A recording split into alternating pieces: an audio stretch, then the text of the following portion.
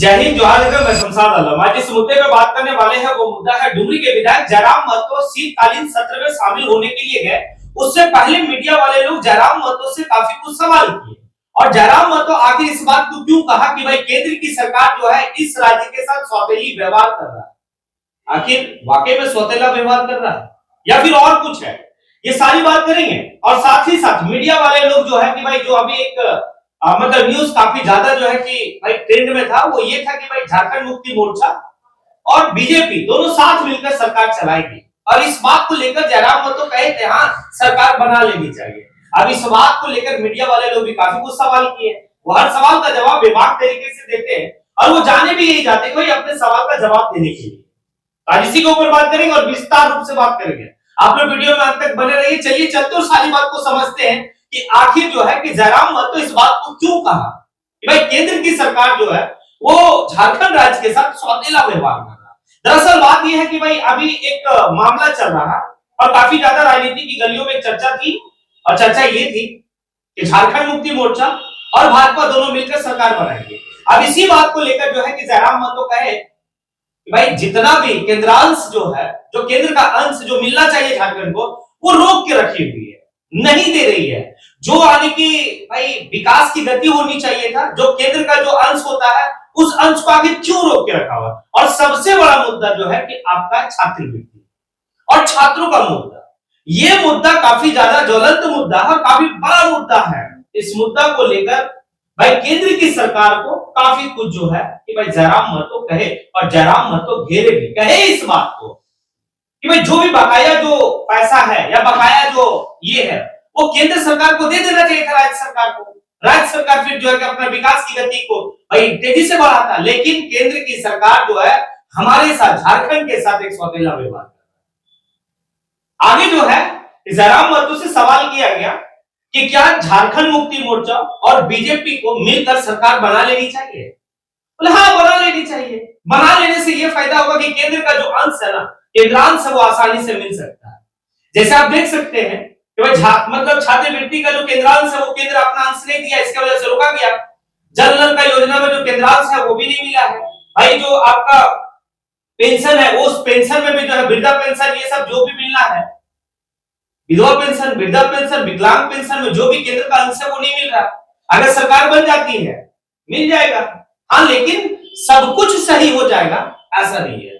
आगे जो है कि भाई एक मीडिया वाले सवाल करते हैं कि क्या झारखंड मुक्ति मोर्चा और बीजेपी सरकार बनाएगी, ये लोकतंत्र के लिए सही है। तो साफ इस बात को कहते हैं कि नहीं, बिल्कुल सही नहीं है, ये लोकतंत्र के लिए अच्छा नहीं है।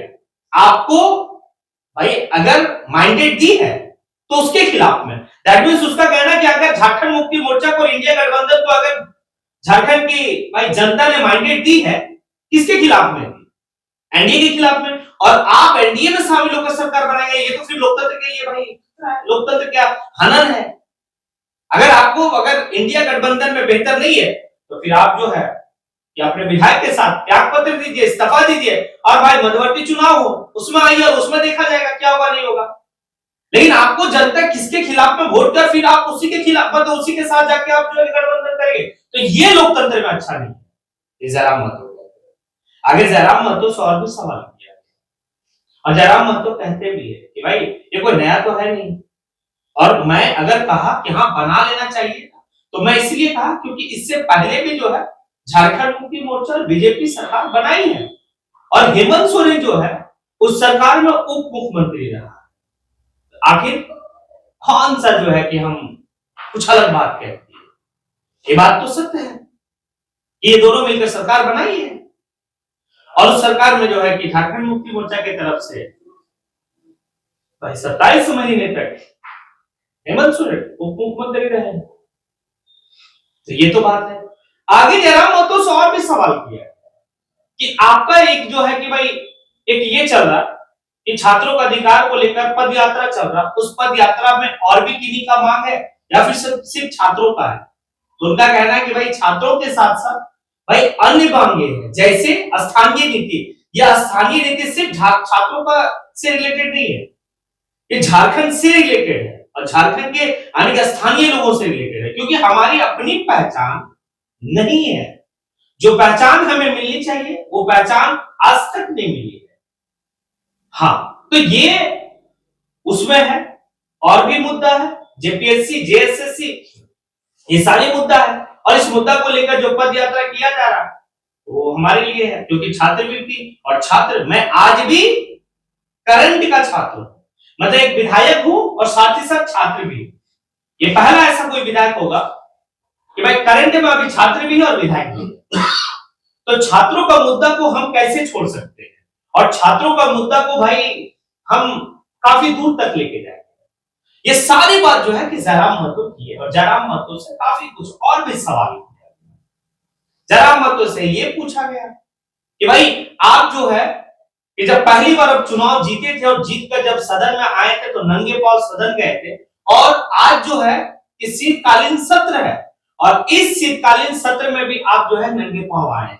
आखिर ये कब तक चलेगा नंगे पांव आना? तो जयराम महतो का पहले से तर्क था कि हम सदन को भाई इस लोकतंत्र का मंदिर समझते हैं, और इस मंदिर में जब भी प्रवेश होंगे तो भाई बिना जूता या चप्पल का, यानी कि नंगे पांव। मतलब वो स्पष्ट कहते हैं कि जब तक हम जो है कि विधानसभा का सदस्य रहेंगे तब तक जब भी हम विधानसभा में जाएंगे नंगे पांव जाएंगे, यानी आजीवन।